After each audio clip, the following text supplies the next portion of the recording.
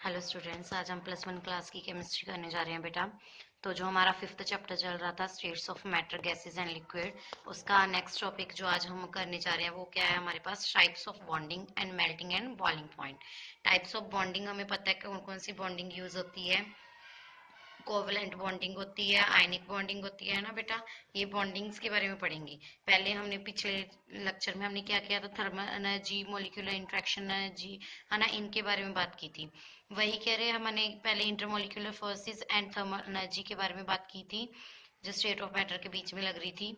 ठीक है, कह रहे उसके अंदर हम टेम्परेचर की और प्रेशर की बात भी करेंगे कि अगर टेम्परेचर और प्रेशर को चेंज कर दिया जाए तो उसकी जो शेड्स हैं वो भी क्या हो जाएंगी, चेंज हो जाएंगी।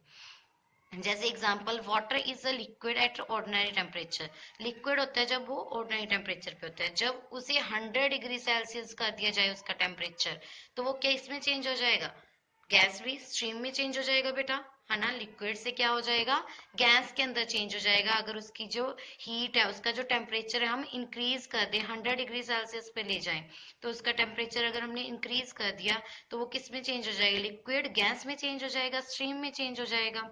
ठीक है, अगर उसका टेम्परेचर हम लेस कर दे, घटा दें, 0 डिग्री सेल्सियस पे कर दें, तो वो किस में चेंज हो जाएगा, सॉलिड के अंदर, आइस के अंदर। जो वाटर का बहुत अच्छा एग्जांपल है। वाटर को हम क्या करते हैं, अगर गर्म करते हैं तो वो भाप बन जाती है, उसकी स्ट्रीम बन जाती है। अगर हम उसे कूल करते हैं, फ्रिज में रख देते हैं, उसका टेम्परेचर डिक्रीज हो जाता है तो वो क्या बन जाता है, सॉलिड बन जाता है, आइस बन जाती है उसकी। ठीक है बेटा, तो ये क्या था उसका, मतलब कि जो टेम्परेचर के साथ उसका इफेक्ट होता है। जैसे कि बेटा देखो, आइस है मेरे पास, वही था, आइस किसकी फॉर्म में होता है, सॉलिड फॉर्म में। जब हम उसे हीट करेंगे तो वो वाटर में चेंज हो जाएगा, लिक्विड फॉर्म में। हीट करेंगे वो स्ट्रीम में, गैस में चेंज हो जाएगा। अगर स्ट्रीम को हम कूल करेंगे, ठंडा करेंगे, तो वो लिक्विड में, वाटर में चेंज हो जाएगा। अगर लिक्विड को कूल करेंगे तो वो आइस में चेंज हो जाएगा। ठीक है, अब हम जो मेनली है, जो डेफिनेशंस है मेल्टिंग पॉइंट और बॉइलिंग पॉइंट, उसके बारे में पढ़ेंगे।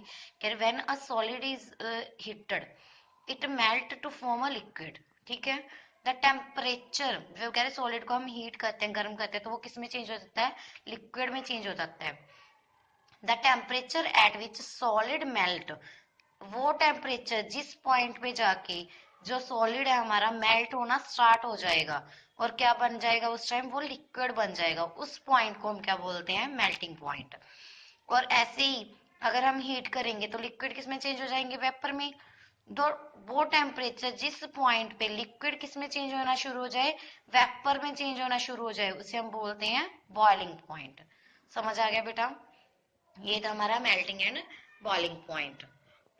उसके बाद कह रहे हैं हमारे पास जो मॉलिक्यूल्स होते हैं, एटम आयन मॉलिक्यूल होते हैं, उसके अंदर क्या होती है, बहुत ही स्ट्रॉन्ग फोर्सेस होती हैं।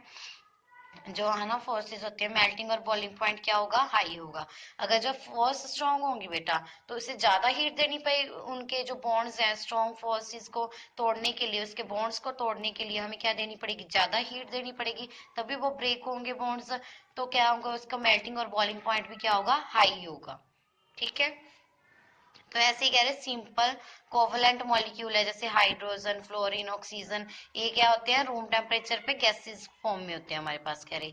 ठीक है, तो इनका जो मेल्टिंग और बॉइलिंग पॉइंट होता है वो क्या होता है, लो होता है। कह रहे जब क्या होंगे, इनके बीच में कौन सी फोर्स है, कोवलेंट मॉलिक्यूल्स हैं जो, इनके बीच में कौन सी फोर्स है, हमारे पास लंडन डिस्पर्जन फोर्स है। इस क्योंकि ये क्या होती है, बहुत ही वीक फोर्सेस होती हैं लंडन फोर्सेस बेटा। इस वजह से कह रहे हैं अगर हम थोड़ी सी हीट देंगे, इसके मेल्टिंग और बॉइलिंग पॉइंट इसका क्या होगा, लो होगा, ये ब्रेक हो जाएंगे, थोड़ी सी हीट देंगे अगर, क्योंकि वीक फोर्सेस हैं, तो इस वजह से इसका मेल्टिंग और बॉइलिंग, जो मेल्टिंग और बॉइलिंग पॉइंट है वो क्या होगा, लो होगा। ठीक है, उसके बाद कह रहे molecules converted into gases and not breaking off strong bond. कह रहे सिर्फ यहाँ पे स्ट्रॉन्ग बॉन्ड की बात नहीं कर रहे, हम वीक बॉन्ड की बात कर रहे हैं, वीक बॉन्ड को तोड़ के उसमें चेंज कर देंगे। अगर कह रहे हैं हाई है द मॉलिक्यूलर मास, अगर यहाँ पे कंक्लूजन क्या निकल के आता है वो देखो। कह रहे अगर मॉलिक्यूलर मास है जो अगर हाई है, ज्यादा है मॉलिक्यूलर मास, तो फोर्सेस भी क्या होंगे उसके अंदर, लंडन फोर्सेस हैं जो डिस्पर्जन फोर्सेस है वो भी ज्यादा होंगी। अगर मास ज्यादा है, अगर ज्यादा मास है तो उसके अंदर फोर्स भी ज्यादा होंगी, काफी सारे मॉलिक्यूल हैं सबके अंदर फोर्सेस होंगी, तो फोर्स भी ज्यादा होगी, तो उसे तोड़ने के लिए एनर्जी भी ज्यादा देनी पड़ेगी, तो मेल्टिंग और बॉइलिंग पॉइंट भी क्या होगा, ज्यादा होगा। ठीक है, समझ आ रहा है ना। ये नॉन पोलर की बात कर रहे थे। उसके बाद है पोलर मॉलिक्यूल्स। कह रहे पोलर मॉलिक्यूल का तो हमें पता ही है, स्ट्रॉन्ग फोर्सेस होती हैं तो उसके अंदर क्या आ गया, मेल्टिंग पॉइंट बॉइलिंग पॉइंट क्या होगा, हाई होगा। ठीक है ना बेटा। नेक्स्ट हमारे पास क्या है, आयनिक सब्सटेंस। कह रहे आयनिक सब्सटेंस क्या होते हैं, high temperature to require melt और boil the substance become of strong inter ionic forces. इनके अंदर क्या होती है, बहुत ही स्ट्रॉन्ग इंटर आयनिक फोर्सेज होती हैं। इन्हें मेल्ट या बॉयल होने के लिए हाई टेम्परेचर, ज्यादा टेम्परेचर चाहिए। तो कह रहे ये क्या करते हैं, आपस में स्ट्रांगली बाउंड होते हैं, इसी वजह से इनका जो मेल्टिंग और बॉइलिंग पॉइंट होता है वो क्या होता है, हाई होता है। ऐसे पॉलीमेरिक कोवेलेंट बॉन्ड्स मॉलिक्यूल्स होते हैं, इनका भी मेल्टिंग और बॉइलिंग पॉइंट क्या होता है, हाई होता है, क्योंकि इनके अंदर कोवेलेंट बॉन्ड्स होते हैं जो बहुत ही ज्यादा स्ट्रॉन्ग बने होते हैं। ठीक है बेटा, क्लियर है, अच्छे से आपको पता चल गया।